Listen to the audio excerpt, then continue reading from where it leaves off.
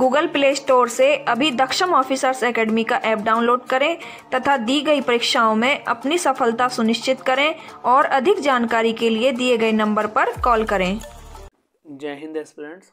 आज आपका all India सैनिक स्कूल 2023 का एंट्रेंस एग्ज़ाम हुआ है, तो उसका क्वेश्चन पेपर हमारे पास है, उसको डिस्कस कर लेते हैं क्लास 6 के लिए, जिसमें टोटल 125 क्वेश्चंस थे विच कैरी 300 मार्क्स।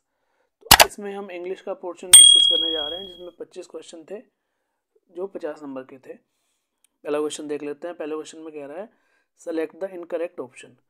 तो इसमें जो ऑप्शन दिए हुए हैं माउस, माइस, चाइल्ड, चिल्ड्रन, वीमेन, ये सब प्लुरल फॉर्म में दिए हुए हैं, जबकि शिप का प्लुरल शिप्स नहीं होता, शिप का सिंगुलर प्लुरल फॉर्म सेम रहते हैं। तो यहाँ पे जो आपका तीसरा आंसर हो जाता है वो करेक्ट हो जाता है। यहाँ पे आपको तीसरा आंसर सेलेक्ट करना था।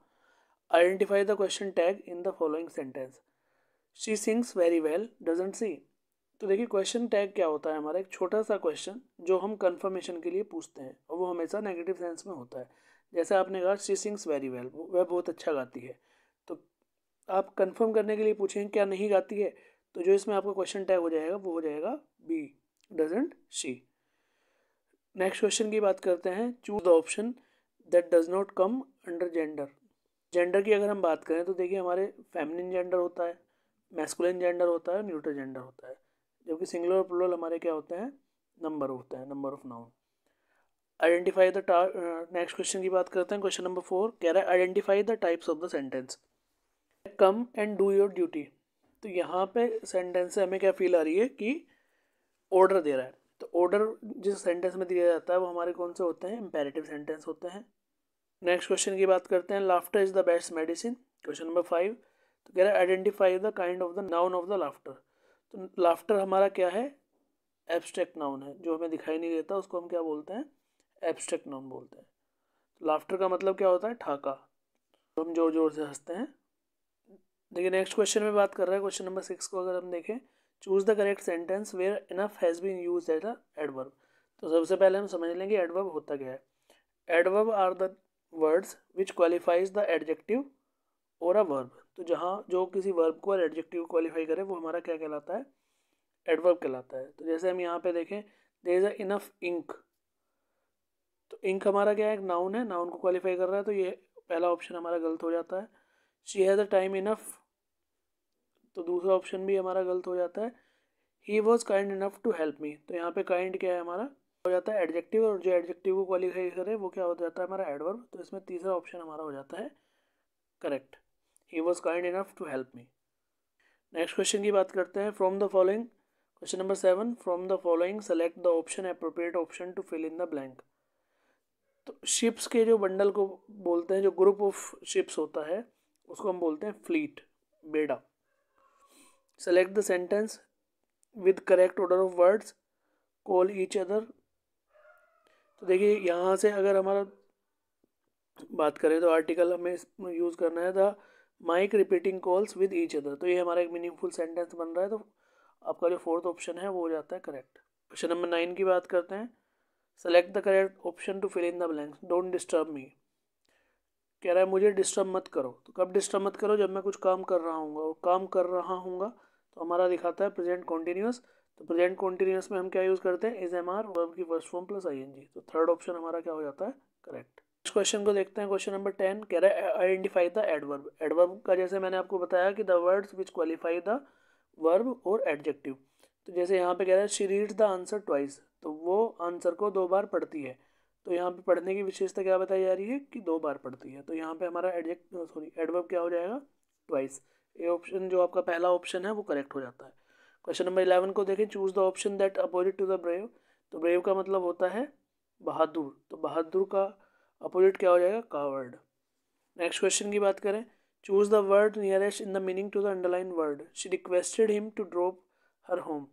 तो रिक्वेस्टेड के बारे में पूछ रहा है, यहाँ पे क्या हो सकता है। तो रिक्वेस्ट करने के लिए आप क्या करेंगे, ऑर्डर्ड करेंगे किसी को, या इंस्ट्रक्टेड करेंगे, फोर्स करेंगे, या आस्क पोलाइटली, या आप आराम से पूछेंगे। तो जब आप रिक्वेस्ट कर रहे होंगे तो आप किसी से ऑफकोर्स पोलाइटली पूछ रहे होंगे, तो यहाँ पे आपका सेकंड ऑप्शन करेक्ट हो जाता है। नेक्स्ट की बात करें। Choose the correct verb. यहाँ पे हमें करेक्ट वर्ब बतानी है। The baby was dash in the room. तो हम यहाँ पे यूज़ कर रहे हैं वॉज वर्ब का, और वॉज वर्ब के साथ में हम कॉन्टिन्यूस में इस वर्ब की first form plus ING use करते हैं। तो the baby was sleeping in the room, B option आपका करेक्ट हो जाता है। क्वेश्चन नंबर 14 को देख लेते हैं। 14 में कह रहा है choose the correct option to complete the idiom given below. Idiom है हमारी you have hit the nail on the, तो ये एडियम होती है you have hit the nail on the head. तो पहला ऑप्शन आपका करेक्ट हो जाता है, इसका मतलब होता है निशाने पर तीर लगना। नेक्स्ट की बात करते हैं, choose the correct spelling. Sincerity की स्पेलिंग पूछ रहा है वो, तो पहली स्पेलिंग आपकी करेक्ट हो जाती है sincerity. Choose the correct pronoun, pronoun के लिए पूछ रहा है, तो जब हम लिविंग बीइंग के लिए बात कर रहे हो तो हम हु का यूज़ करेंगे। आप पूछना चाह रहे हैं who is standing at the gate, gate पर कौन खड़ा है, तो कौन के लिए आप हु का यूज़ करेंगे। विच आपका नॉन लिविंग के लिए यूज़ हो जाता है, हुम आपका ऑब्जेक्टिव केस में यूज़ होता है, हुज भी आपका ऑब्जेक्टिव केस नॉन लिविंग में यूज़ होता है या सिलेक्शन के लिए यूज़ होता है। नेक्स्ट की बात करें, fill in the blanks with the appropriate article. तो एप्रोप्रिएट आर्टिकल की बात कर रहे हैं, कह रहे हैं they are going to dash metro station, तो वो मेट्रो स्टेशन जा रहे हैं। ठीक है, तो यहाँ किसी स्पेसिफिक मेट्रो स्टेशन की बात नहीं चल रही है, तो इसलिए आप क्या यूज़ करेंगे, इसमें कोई भी आर्टिकल का यूज़ नहीं करेंगे। आपका जो फोर्थ ऑप्शन है वो करेक्ट हो जाता है। यहाँ पर आपको एडजेक्टिव आइडेंटिफाई करना है क्वेश्चन नंबर 18 में। तो यहाँ पे सो आपका हो जाता है वर्ब। टू की बात करें सेकंड ऑप्शन में, टू आपका हो जाता है प्रीपोजिशन। ऑनेस्ट, ऑनेस्ट हमारा एक एडजेक्टिव है। चलिए नेक्स्ट बात करते हैं क्वेश्चन नंबर 19 की। Choose the correct preposition to complete the following sentence. The restaurant is dash the school. तो अप का मतलब, आप ऊपर की बात कर रहे हैं, ऊपर जाते हुए, अलोंग मतलब साथ साथ, और बिटवीन मतलब दो चीज़ों के बीच में। तो आप क्या कहना चाह रहे होंगे, जो यहाँ पे मोस्ट अप्रोप्रिएट आप यूज़ कर सकते हैं प्रीपोजिशन, वो क्या हो सकता है, behind. The restaurant is behind the school. Next की बात करते हैं क्वेश्चन नंबर 20, कह रहा है complete the sentence by choosing the correct option. They left, question है हमारा दे लेफ्ट शूज, तो यहाँ पर आप इसका पॉजेसिव प्रोनाउन की अगर बात कर रहे हैं, तो दे क्या है हमारा प्लूरल है, तो उसके लिए पॉजेसिव प्रोनाउन क्या होगा, देयर। तो they left their shoes on the floor as there was no space on the shoe rack. तो यहाँ पर आपका बी ऑप्शन क्या हो जाता है, करेक्ट।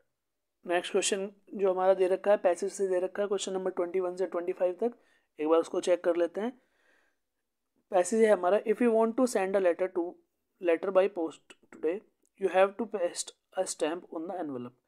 अगर आप किसी पोस्ट के द्वारा कोई लेटर भेजना चाह रहे हैं तो उसके ऊपर आपको एक स्टैम्प लगानी पड़ेगी। But long ago there was no stamps, पर बहुत समय पहले कोई स्टैम्प्स नहीं होती थी। People who wanted to send a letter would fold it and stick it with wax. जो लोग पहले इसको भेजा करते थे वो क्या करते थे, इसको मोड़ के और वैक्स से चिपकाया करते थे।